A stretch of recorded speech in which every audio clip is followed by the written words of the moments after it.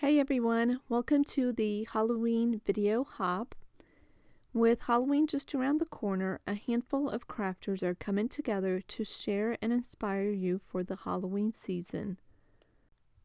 On my stop of the hop, I am giving away a $10 gift card to Whimsy Stamps, and I will mention a little more information about that.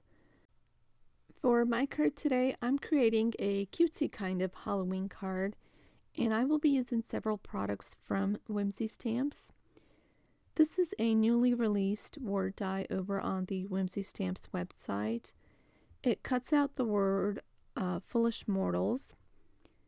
I will also bring in the little bat, and this is from the Spooks and Spells stamp set.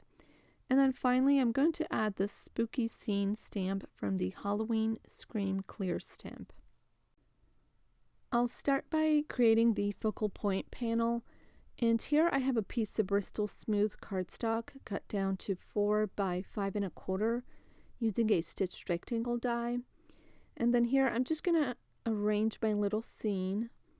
I'm trying to get the placement of the circle die for what would be my moon.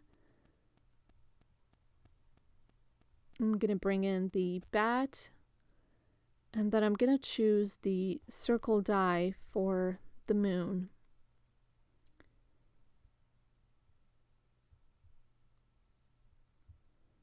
And then once I have my placement of all of the elements, I'm using the circle die to die cut a piece of masking paper to cover that up and do some ink blending. Now the masking paper that I'm using is actually a full sheet of, it's like a shipping label, and not that I use that many masking papers, but I've had absolutely no problems with these. Plus you can get like an entire box of like 100 labels for $15. And for me personally, that would last a lifetime. So I have my masking paper down, and I'll start with the ink blending. I'm going to add Victorian velvet just around the moon, and that will create the glow in the nighttime sky. And then I come in with a little bit of seedless preserve, and I'm adding that over majority of the panel. I'm still kind of reserving that glow around the moon. And then I'm just going back and forth between those two colors and blending out the transition lines. And finally, I come in with, at the edges, with a little bit of chipped sapphire. And eventually I do rotate my paper and finish blending the bottom half of that panel. I think I was just so concentrated on adding the ink to the top that I forgot there was a section of that bottom panel. But here I am coming in and finishing the entire blend.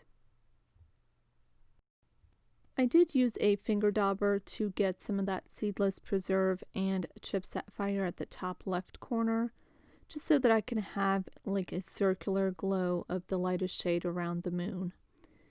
Anyway, I've spritzed the panel with some water and blotted it dry with a paper towel. And then I'm coming in with some black acrylic paint that I've diluted with water, and I'm creating some splatters on my background using a paintbrush. And then I'm doing the same thing, except I'm using white acrylic paint. And then once I have it watered down, I can just go ahead and use that same brush and create some splatters on that background. So here's the reveal. My panel is still wet, but I wanted to remove the masking tape so that the ink doesn't seep through. And then we're going to jump right into the Copic Coloring. I have sped this part of the video up quite a bit, but basically I'm adding some basic shading starting with an N9 and blending a series of successive markers all the way down to N0. No, I'm sorry, N1. So while I'm coloring, I will talk about the giveaway on my channel. So again, I am giving away a $10 gift certificate to Whimsy Stamps. This is provided by me on my channel. To be entered in my giveaway, you do have to leave a comment on my video, and the comment has to be left by September 25th. I will reply to the winner's comment by September 30th on my channel, and a list of all of the winners will be available at tailormadecardsforyou.com. All of this information on how to enter, what you can win, and where you can find the winners list, I will have all of that information in the description box below. So I'm just going to finish coloring in his little head and his body. Again, I am using the same color combinations. I didn't change anything.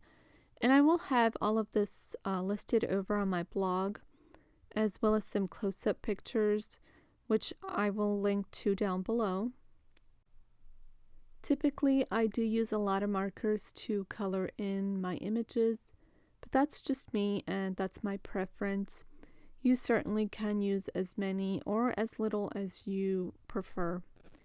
So once I finish coloring this little guy, I'll go ahead and use my Scan and Cut to cut him out, and then I could start working on the rest of the background.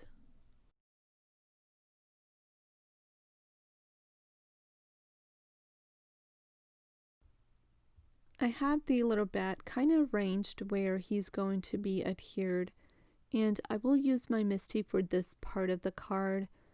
I'm placing the panel inside, and I want to kind of figure out where, or the placement of this little scene stamp from the Halloween Scream. So once I have that aligned where I think it's going to look good, I'll go ahead and pick up the stamp with the door of my Misty. I am treating my panel with anti-static powder because I thought I was going to heat emboss the image, but I am using VersaFine Onyx Black ink to stamp that down. And in all honesty, I should have heat embossed it because I kept sticking my fingers in it before the ink was dry, and I do have a little bit of smudging in the final card. However, it is difficult to see because of all that blending. I used the Word die to die cut several pieces of black cardstock, and then I layered it together to make a dimensional die or Word die. And the easiest way I found to kind of adhere all of this together is using that Elmer's Craft Bond Spray adhesive. I just took it outside, I gave it a quick spray, and then I stacked them all together. Here I'm just adding or drawing in a little bit of the ending of that graveyard using a journaling pen, and this is Copic friendly or Copic safe. And then I'll just color in a couple of the graveyards and finish that section off.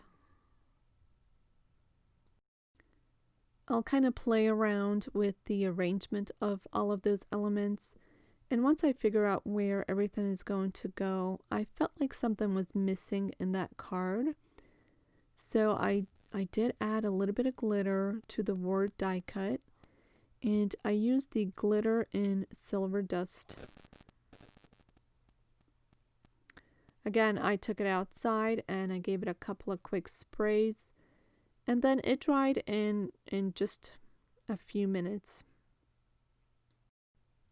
The last thing I'm going to do to finish off this card is I'm going to add some shading onto the moon. It's nothing fancy, I'm just doing a little some scribble lines to create some texture, and I am using some cool gray markers to do that. I started with the C1 and made just very few scribble lines. Then I blended those out with the C0, and I added a little bit more of the C0, and then I'm just going to blend all of that out with a C000. I did again use the spray adhesive on those Word die cuts, and that will make it really easy to adhere that to my panel. I have the little bat popped up on some foam adhesive, and I placed him kind of across the moon.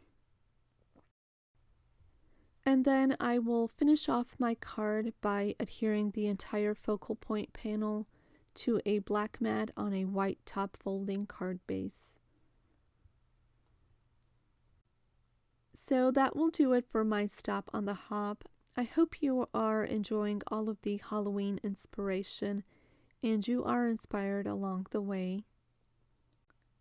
The next person on the hop is listed down below, so do continue hopping along and be inspired. Don't forget that some of the channels are having a giveaway, and you'll want to check the description box for those rules and how to enter.